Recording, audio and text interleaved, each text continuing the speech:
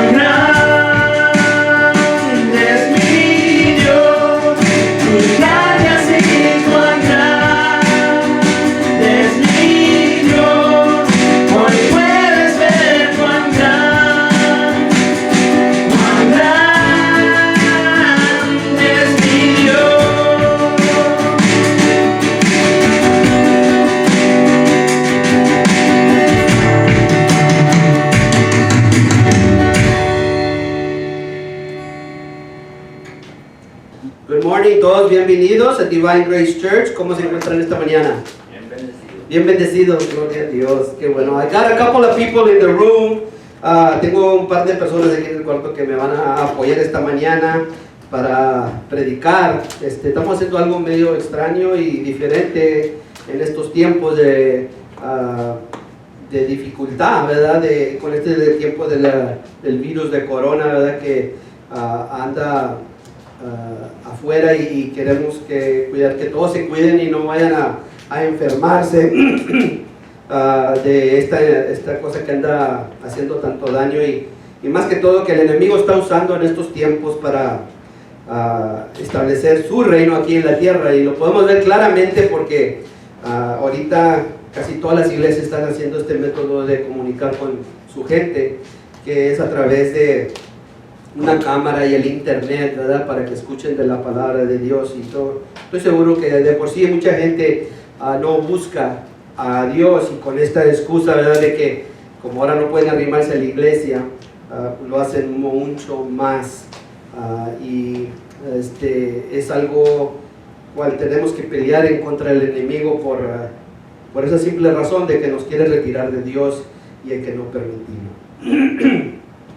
¿Qué les parece si esta mañana le entregamos este tiempo a nuestro Señor a través de una oración, de ir a Él y pedir su dirección y su fortaleza para desarrollar este mensaje de esta mañana que tiene Él para nosotros, y para que la obra del Señor siga adelante, su reino siga creciendo y que el enemigo sea derrotado a través del poder de su nombre?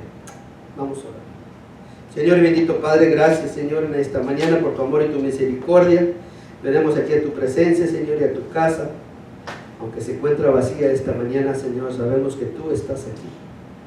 Pero ahí te están escuchando tus hijos, Señor, y están viendo este recording, Señor. Pido que tú les fortalezcas, que les animes, Señor, que les bendigas a cada uno de ellos, Señor, que quieren estar cerca de ti, y yo estoy seguro que muchos quieren estar aquí en tu casa esta mañana.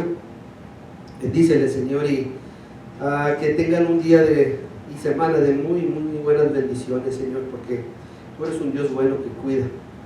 Ayúdanos esta mañana, Señor, a ir a tu palabra, y en el estudio de este día que seas tú, Señor, el que nos habla. Bendícenos, Señor, de principio al fin.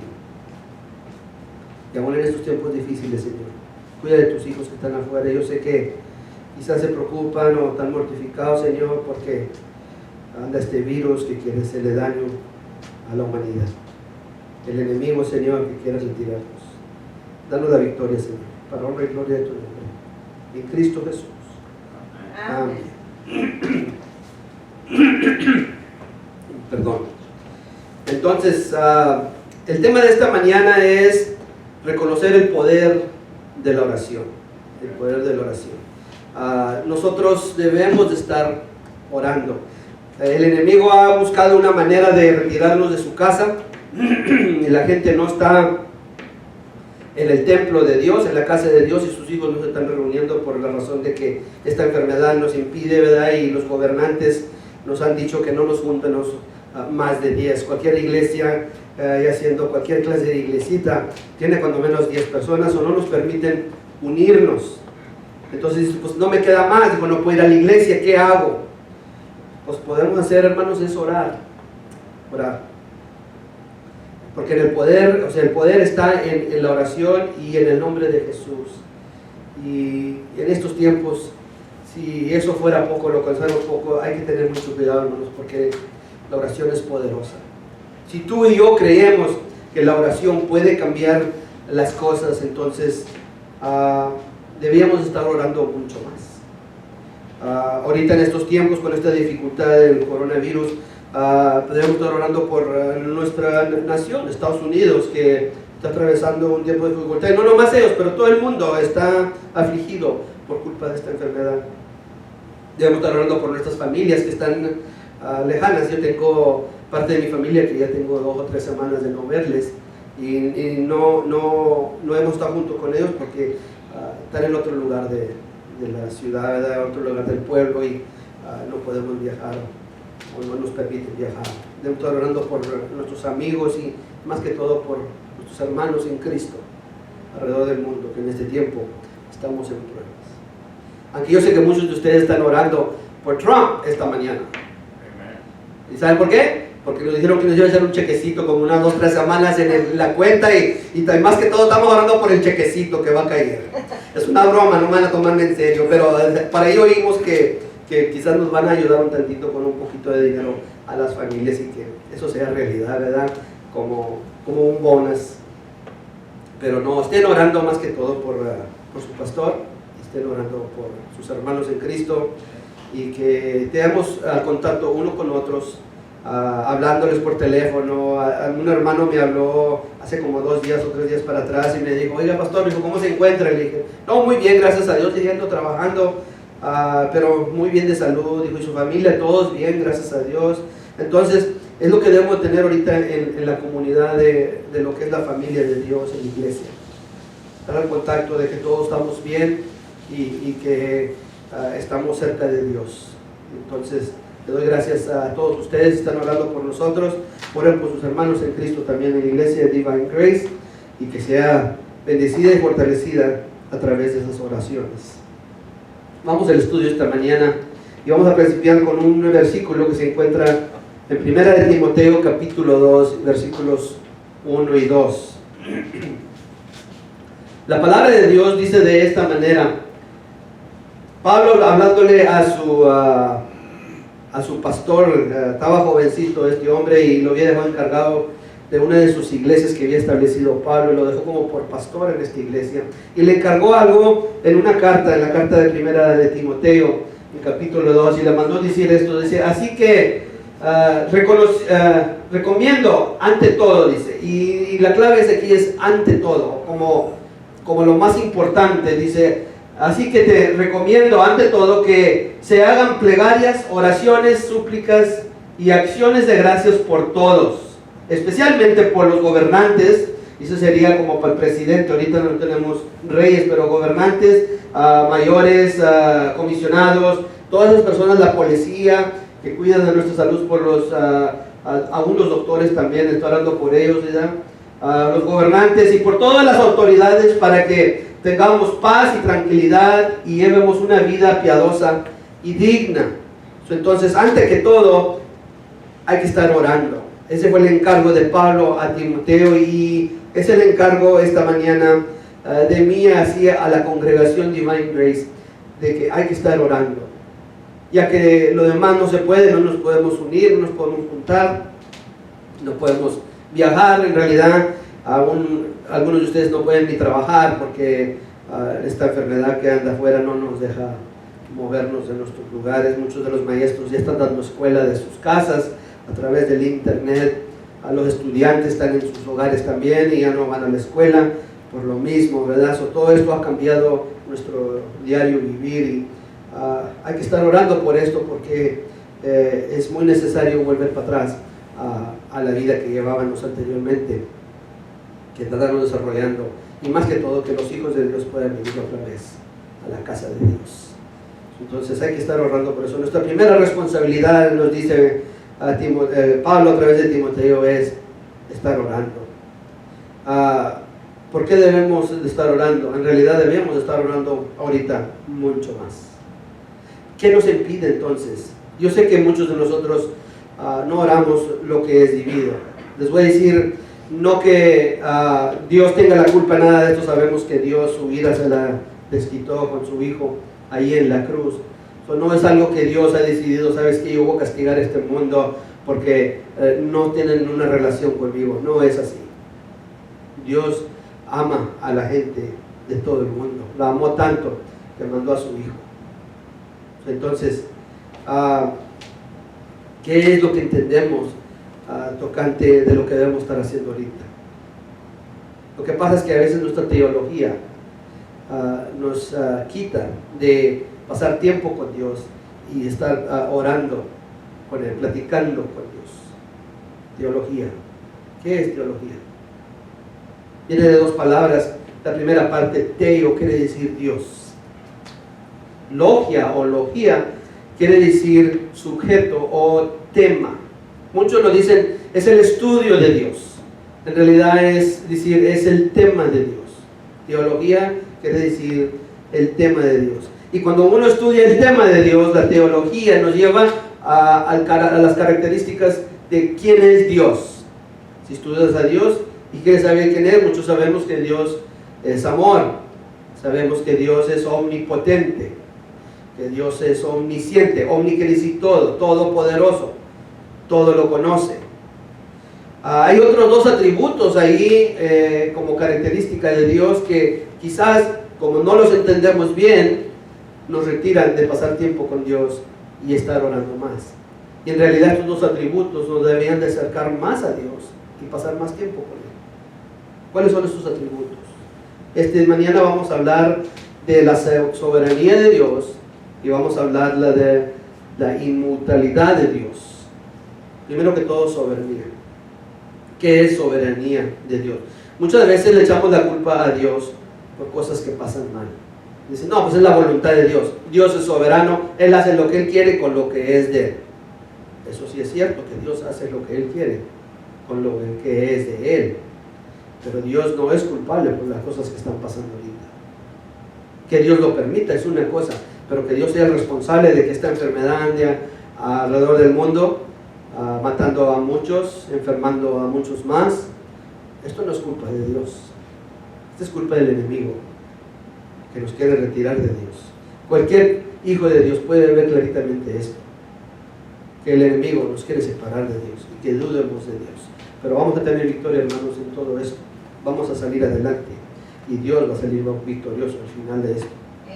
Porque Dios es soberano y puede hacer lo que quiera, le echamos la culpa. Entonces, si Dios es soberano y está en control de todo y hace lo que Él quiere, ¿para qué orar? Es lo que nos decimos, porque no entendemos qué es ser soberano. Soberano, si tocamos esa palabra, viene de dos partes. Sobe, queriendo decir que es supremo, supremo. Irano, queriendo decir que es reino. Es el que reina supremamente en la tierra. Dios es soberano, es el rey supremo de todo. Entonces, como todo es de Él, ¿para qué orar? No vamos a comprender bien esta palabra soberano, porque aunque Dios tiene derecho de hacer lo que Él quiera con lo que es de Él, en Génesis capítulo 1, versículo 26, nos dijo: hagamos al hombre en nuestra imagen y nuestra semejanza. Y luego le agregó otras palabras ahí que quizás no entendemos.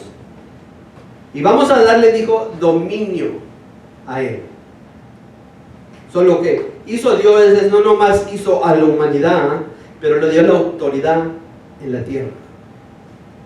Dios nos dio el título de gobernar aquí en el mundo.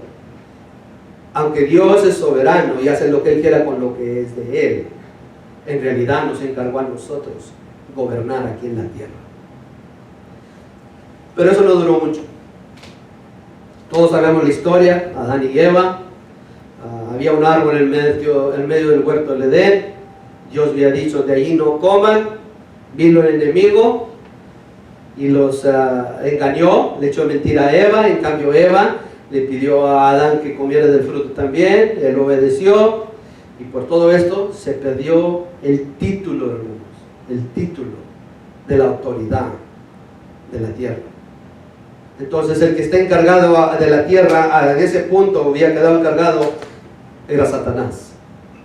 Aunque Dios le dio a Adán y a Eva la autoridad de gobernar, de multiplicarse y de tener autoridad sobre todas las cosas, el enemigo vino y se las robó.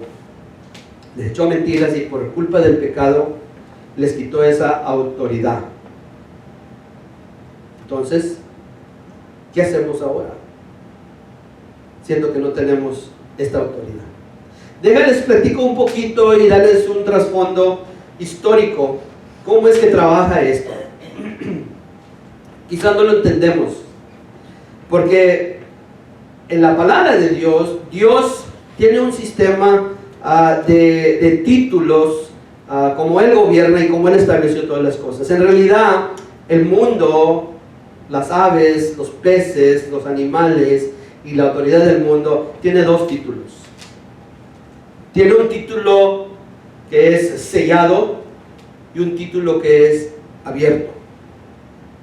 Nosotros aquí, si tú compras un pedazo de terreno de un vecino, de un amigo, de quien sea, ¿verdad? Se te vende un pedazo de terreno, tú vas y lo compras, va alguien, va y toma las medidas, hacen un título, tú pagas cierta cantidad de dinero, ellos te dan el título, ya viene firmado por ellos, que es vendido a ti, entonces tú tienes un título para esa propiedad. Es lo que nosotros conocemos como un deed, un título.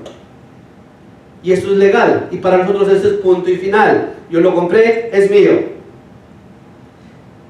¿Cuántos de ustedes han oído decir, esa persona es un Indian giver?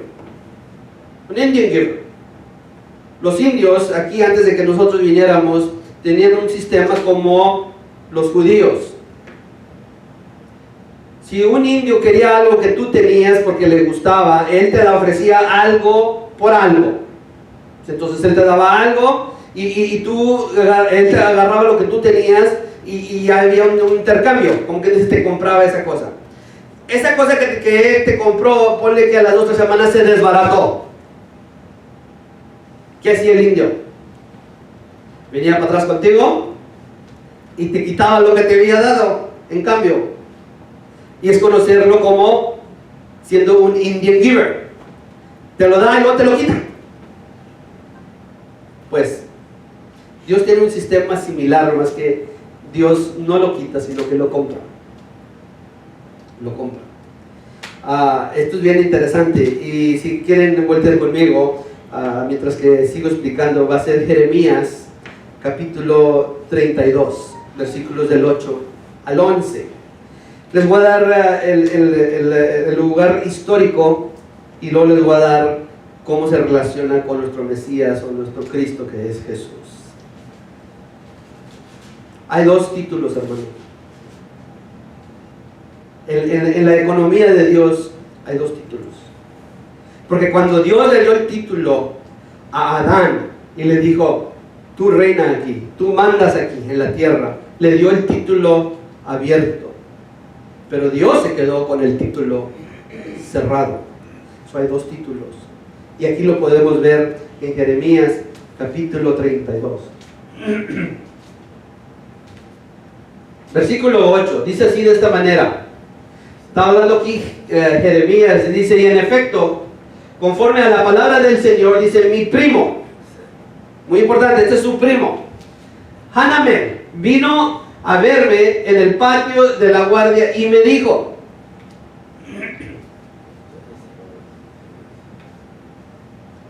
compra ahora mi campo que está en Anatot, en el territorio de Benjamín, ya que tú tienes el derecho, fíjense que dice, y que tienes el derecho y la responsabilidad, has the right to redeem it and possess it. 2 cosas diferentes.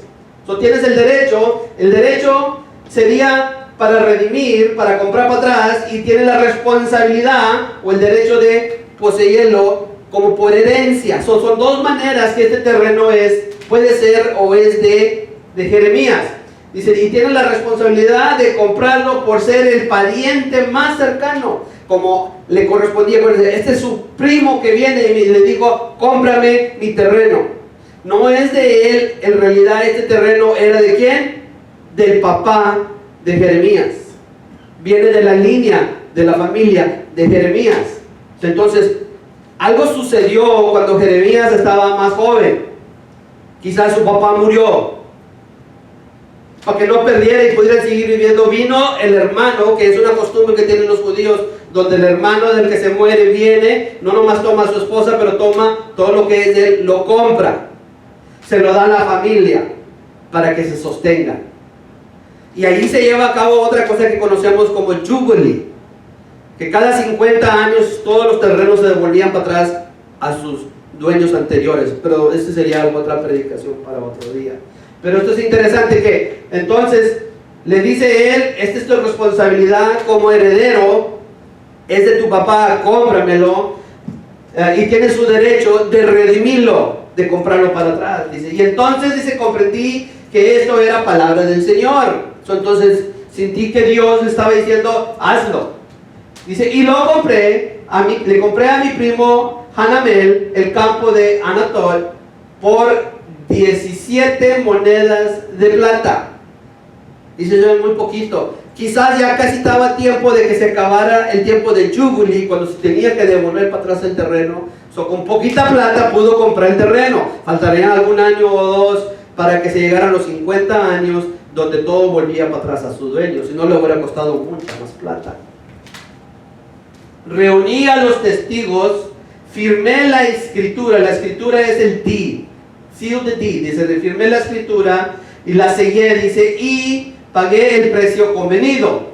El precio convenido quiere decir, esto es lo que vale ese terreno porque falta nomás tanta cantidad de tiempo para que vuelva para atrás a su dueño. Entonces llegó al precio convenido.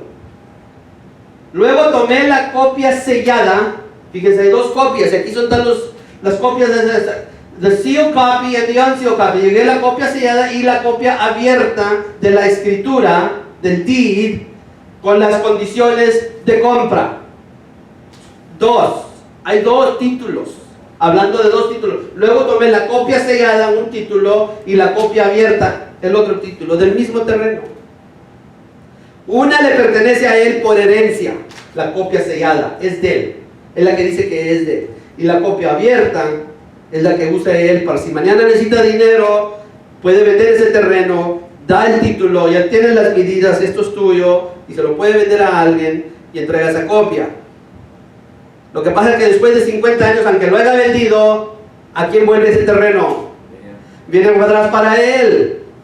Era maravilloso el sistema de Dios para que nunca perdiera su pueblo su herencia que Dios les había dado. Les digo, todo esto es tuyo. Y a cada uno les dio un pedazo de terreno y todo volvía para atrás a ellos. Pues aquí se aproximaba seguro ese tiempo y vino su primo y le dijo, cómprame el terreno. A lo mejor necesitaba dinero el primo ahora y dijo, pues lo compro. Y lo redimió, lo compró.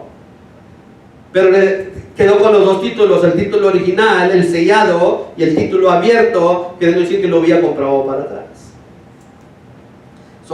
Aquí en estos versículos de Jeremías 32, del 8 al 11, tenemos dos cosas que se llevan a cabo. Habla de lo que es herencia y redención, y habla de un título cerrado y uno abierto.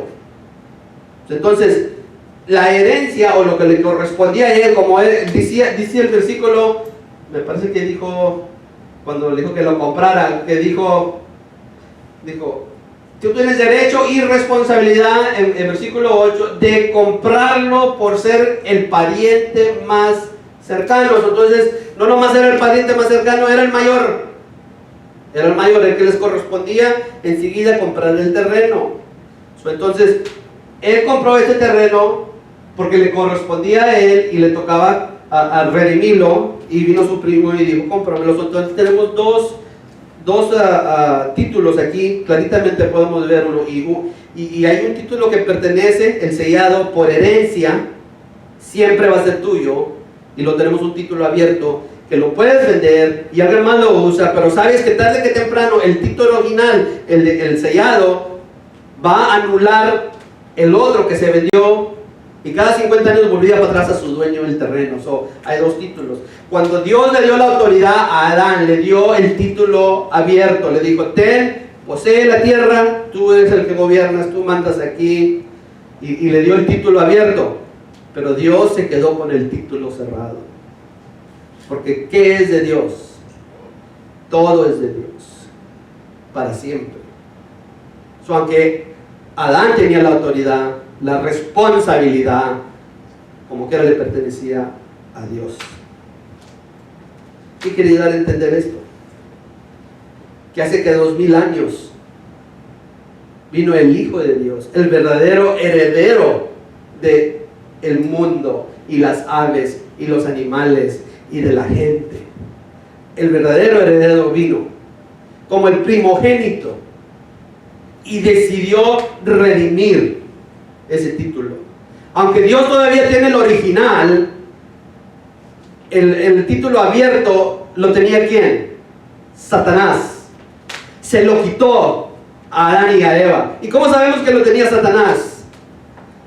Yo he pensado este versículo y me había dado vueltas y no lo podía captar hasta que estudié esta sección donde dice, viene Satanás y le dice a Jesús, dice, en Mateo capítulo 4, versículo 8, dice, de nuevo dice, lo tentó el diablo llevándolo a una montaña muy alta y le mostró todos los reinos del mundo y su esplendor.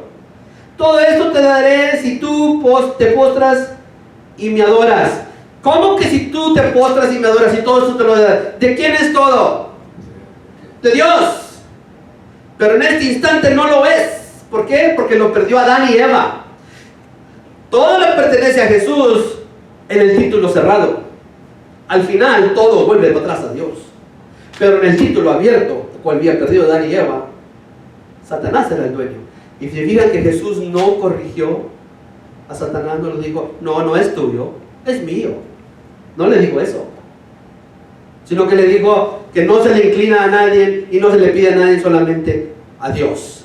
No lo corrigió. Sabemos que todo era de Satanás. Y en la cruz Jesús, cuando Él pagó por nuestros pecados y derramó su sangre, Él redimió ese título y se lo quitó a Satanás. Lo compró para atrás con su sangre. ¿Y a quién le dio ese título Dios? Jesús. A nosotros, la iglesia.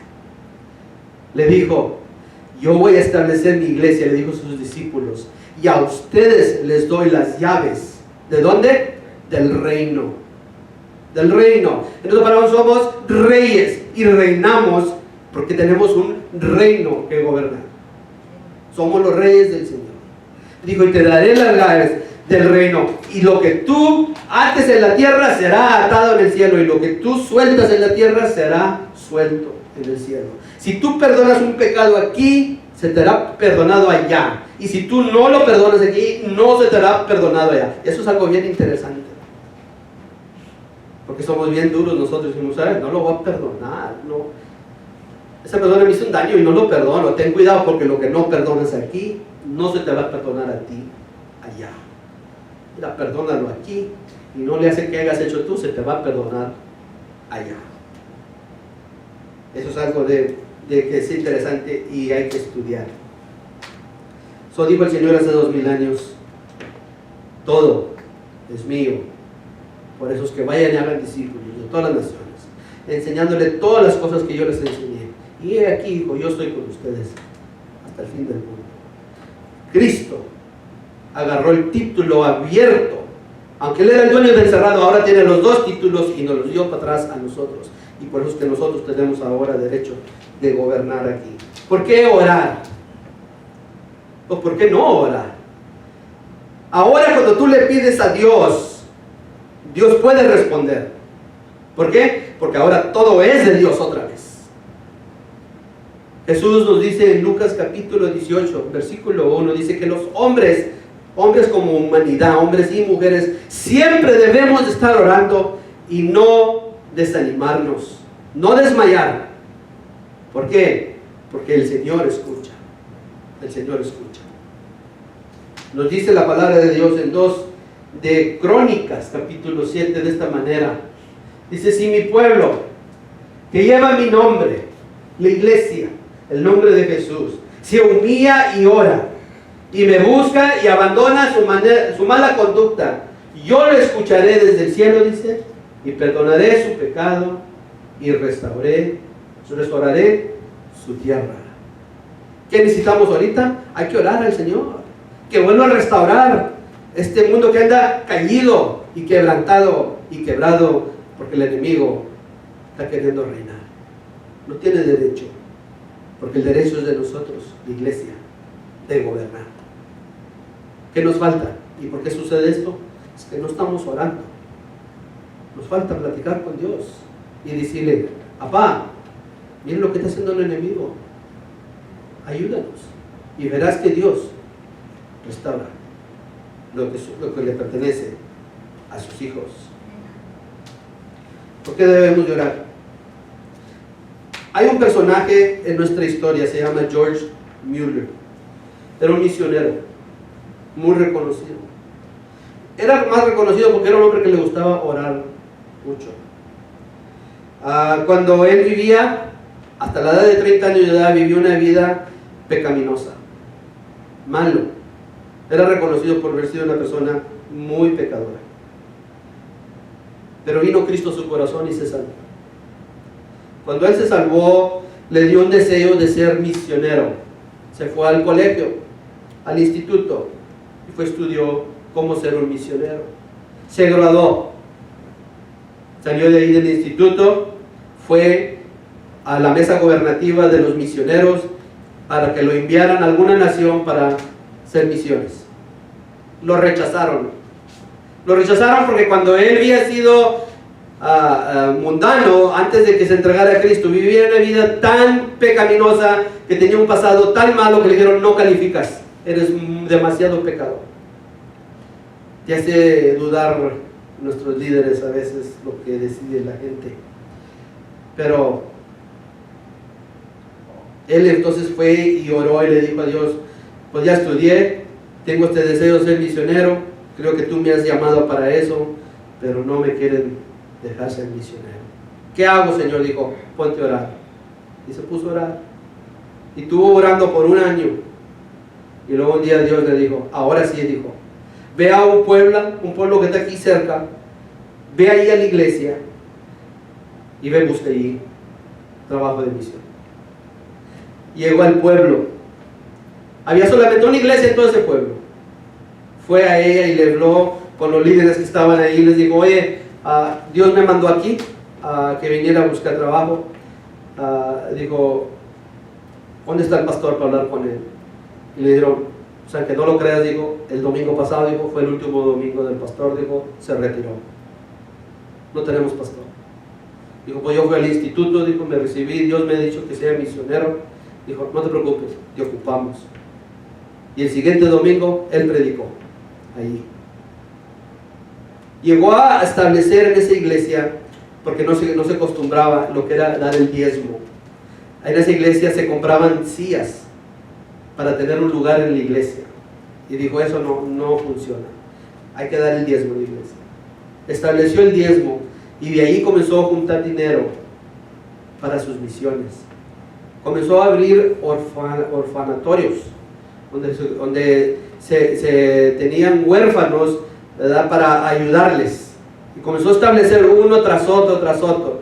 Y fue conocido como una persona que salvó a cientos de miles de niños que habían sido huérfanos, y él los sostenió. Y hasta la fecha no ha habido otra iglesia que haya establecido más orfanatorios que esa iglesia donde él estaba y como él.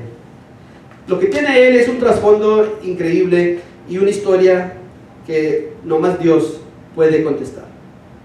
Esta es la historia de él, que cuando se entregó a la edad de 30 años al Señor, él tenía 5 amigos íntimos, muy buenos amigos por él, que cuando él se entregó y recibió a Cristo Jesús, comenzó a orar por sus 5 amigos para que le sucediera lo mismo a ellos que lo había sucedido a él, que había venido a Cristo. 3 de ellos, dentro de 10 años de que él se convirtió, cuando él tenía 40 años de edad, se entregaron a Cristo. Otro de ellos se llevó 25 años para cuando se entregó a Cristo. Le quedaba un amigo que no se había entregado y seguía orando por él.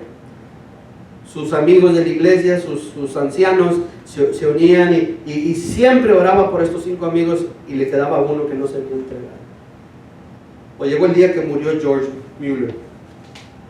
52 años estuvo como pastor y misionero de esa iglesia. Llegó el día que murió y lo enterraron. Y dice uno de los ancianos de la iglesia, amigo de George Mueller, el día que enterraron a George Mueller, allí se inclinó este hombre. Al amigo que le faltaba, que todavía se entregaba, y le pidió a Cristo que viniera a su corazón. ¿Por qué debemos llorar? Porque Dios contesta la oración. El segundo problema que tenemos de que por qué no oramos con Dios, o por qué no pasamos más tiempo con Él, es que no conocemos la inmutabilidad de Dios. Immutability of God. Mutable o ser mutable es que cambia. Inmutable quiere decir que no cambia. Y ese es nuestro Dios. Dios es inmutable. Malaquías lo pone en capítulo 3, versículo 6 de esta manera. Dice, yo el Señor no cambio. Por eso ustedes, descendientes de Jacob, no han sido exterminados. Gloria a Dios que Dios no cambia. No cambia. Porque si Dios cambiara, ya no hubiera Israel. También nos pone de esta manera en el libro de Santiago, capítulo 1, versículo 17, dice, toda buena dádiva, toda buena cosa, dice, y todo don perfecto desciende de lo alto, donde está el Padre que creó las lumbreras celestes, y que no cambia como los astros, ni se mueve como las sombras. Dios no cambia. Ok, entonces decimos, Dios es inmutable, Dios no cambia. Entonces, pues, si Dios no cambia, pues ¿para qué pedirle? Si Dios ya decidió hacer algo, como permitió que esta plaga venga aquí al mundo, pues ¿para qué pedirle? Si Dios no cambia, ¿para qué orar? O es la excusa que tenemos nosotros y decimos, ¿para qué orar si Dios no cambia? Hermano, lo que Dios no cambia o que no le cambia a Dios es su carácter. ¿Quién es Dios? Pero su mente sí cambia. Y lo podemos comprobar en muchos lugares en la Biblia donde Dios ha cambiado su manera de pensar. No cambia su carácter, que Dios es amor, que Dios es bondadoso, que Dios es misericordioso, que Dios es gracioso. No nomás lo es, pero lo hace. Dios cambia su mente, pero no cambia su carácter. En el libro de Éxodos es uno de los ejemplos que quiero compartir con ustedes, hablando de Moisés. Cuando Moisés sacó el pueblo de Israel de Egipto, los llevó a la montaña de Sinaí, donde se le dieron los 10 mandamientos, la ley. Y él los llevó a este pueblo a Dios. Y antes de subir a la montaña dijo, un requisito tiene Dios, que si quieren hacer lo que Él quiere y seguirle a Él. Y dijeron, miren, lo que Dios quiera nosotros lo vamos a hacer. Dijo, bien, dijo Moisés, y subió a la montaña. Pero cuando Moisés llegó arriba de la montaña a hablar con Dios, Dios le dijo, ¿sabes qué? Vete para atrás, para abajo. Retírate de aquí, dijo. Voy a ir a acabar con ellos, digo, porque ahorita, digo, están todos celebrando, adorando un becerro y diciendo que Él ese es el Dios de ellos, ese fue el que los sacó de Egipto y me han abandonado a mí, los voy a matar a todos y voy a mejor principiar contigo. Voy a hacer una nación de ti. ¿Qué sucedió? Moisés oró. En Éxodo capítulo 32, versículo 14 dice, entonces el Señor, dice, se calmó y desistió de hacerle a su pueblo el daño que le había sentenciado. ¿Qué fue lo que pidió Moisés? Dijo Moisés, no los mates. ¿Cómo se va a ver que tú sacaste a este pueblo tan numeroso, tan poderoso de la esclavitud, para traerlos aquí en la montaña para matarlos? ¿Cómo se va a ver? ¿Qué clase de Dios es esto? Y Dios, ¿qué hizo? Desistió. En inglés dice, then the Lord relented. Le falta una sola letra que quiere decir lo mismo, que si tú le quitas la L y le pones la P, dice, then the Lord repented. Se arrepintió. Dios. Dices tú, pues no dice repented, dice relented. En otras versiones dice repented. Es lo mismo. Relent y repent es lo mismo. Desistió. ¿Ok? Se cambió su manera de pensar. Dices tú, pero arrepentirte es voltear de tu pecado y Dios no tiene pecado. No. Arrepentirte no es voltear de tu pecado. Es cambiar tu manera de pensar. Viene de dos palabras en lo griego que se llama metanoia. Meta es cambiar, como metamorfosis, como una palomía de gusano a palomía. Meta y noia es conocimiento o mente, cambiar tu mente, tu manera de pensar. Entonces Dios cambia su manera de pensar. No volteó de pecado, no quiere decir eso arrepentirse.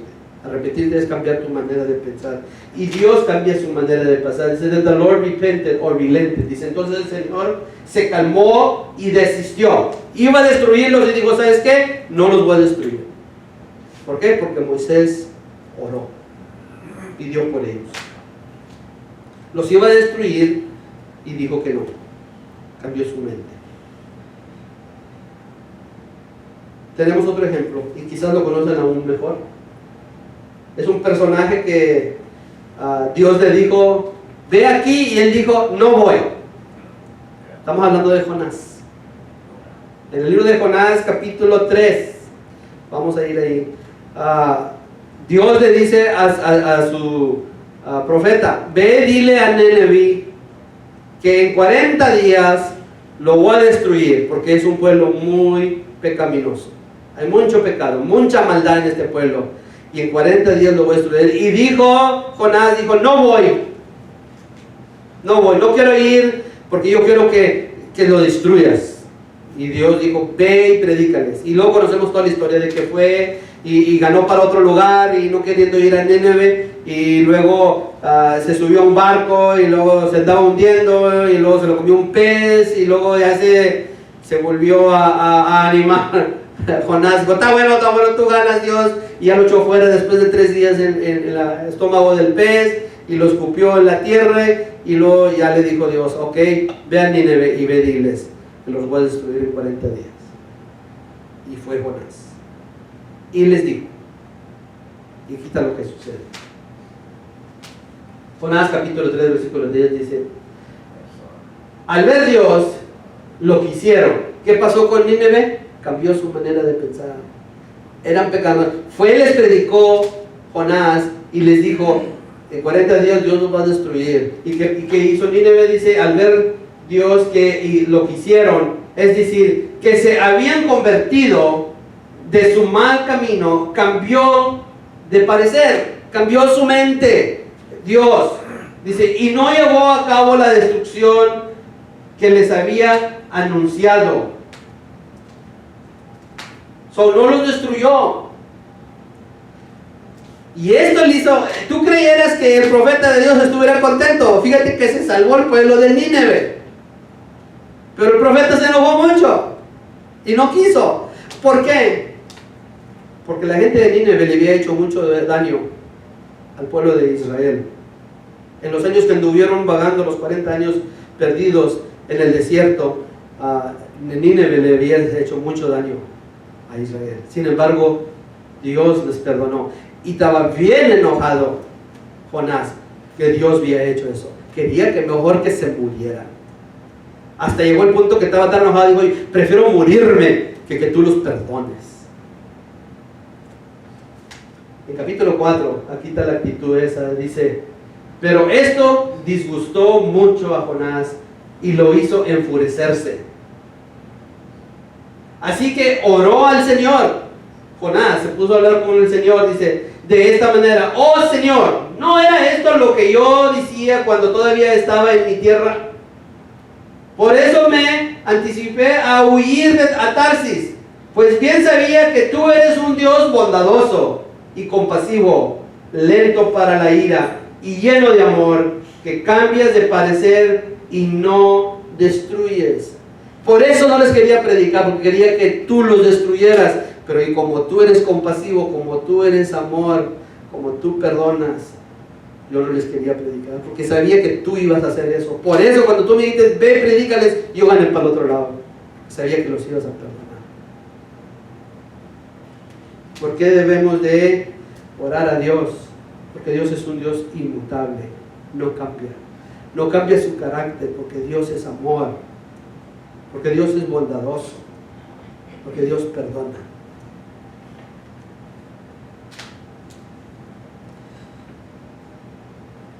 Y Dios quiere derramar su gracia.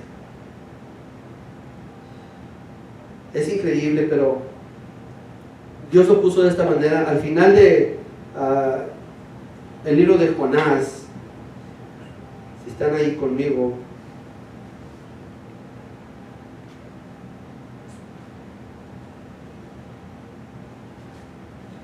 capítulo 4 y versículo me parece que es...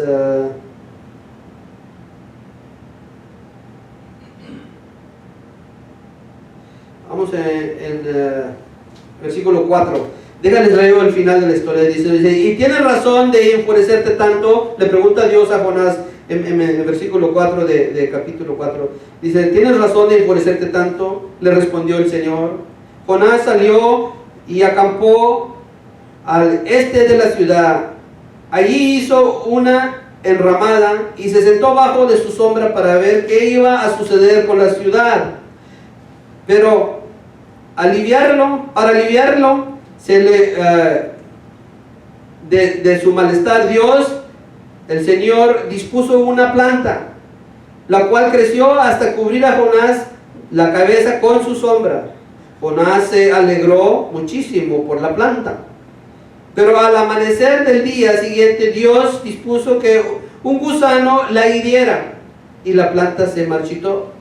Y al salir el sol, Dios dispuso un viento oriente abrasador.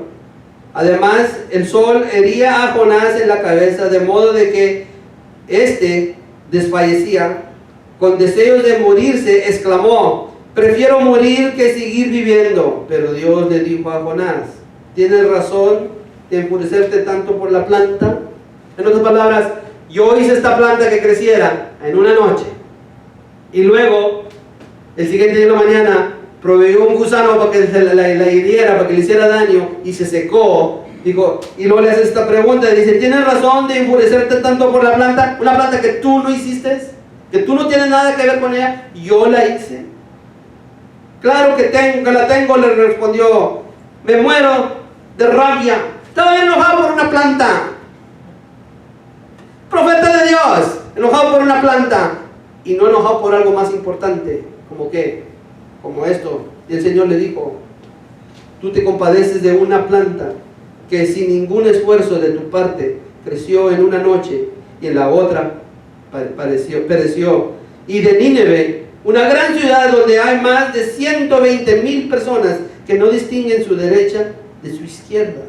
120,000 almas que no distinguen su derecha de su izquierda. Esto quiere decir jóvenes que no saben qué es derecha y qué es izquierda. Aunque hay gente grande que tampoco lo sabe. Bueno, pero estamos hablando más de puros niños. 120,000 almas, niños inocentes, hablando de luego sus papás y todos, serían algunos 200,000 almas que estaban allí. Dice que no distinguen de su derecha y su izquierda. Dice, y tanto ganado, dice, ¿no habría yo de compadecerme? Pregunta Dios. Tú te preocupaste por una planta, dijo. Yo me estoy preocupando por las almas, dice Dios. ¿Por qué debemos llorar a Dios? Porque Dios no cambia. Que Dios ama a la gente. Dios amó tanto al mundo que mandó a su Hijo que muriera por nosotros. Dios no cambia. Por eso, hermanos, hay que estar orando. Vamos. Señor y bendito Padre, tú nos enseñas a través de esta palabra tuya que aunque tú eres soberano y estás en control de todo, y aunque tú eres inmutable y no cambias, no cambias de carácter, Señor, porque tú eres un Dios bondadoso y amoroso. Lo que sí cambias es tu manera de pensar, Señor. Y aunque tú has permitido que venga este virus a Estados Unidos y a todo el mundo, sabemos esto, nosotros como tus hijos, que somos reyes y sacerdotes delante de ti, podemos venir a ti y clamar y pedir que perdones a este mundo, pedir que quites esta plaga, para que tus hijos se puedan juntar otra vez en tu casa y gozarnos en tu presencia, unos con los otros. Señor, por tu Hijo Cristo Jesús, te lo suplicamos hoy. Bendícenos, contar juntos otra vez, para honra y gloria de tu bendito nombre. Por Cristo Jesús. Amén.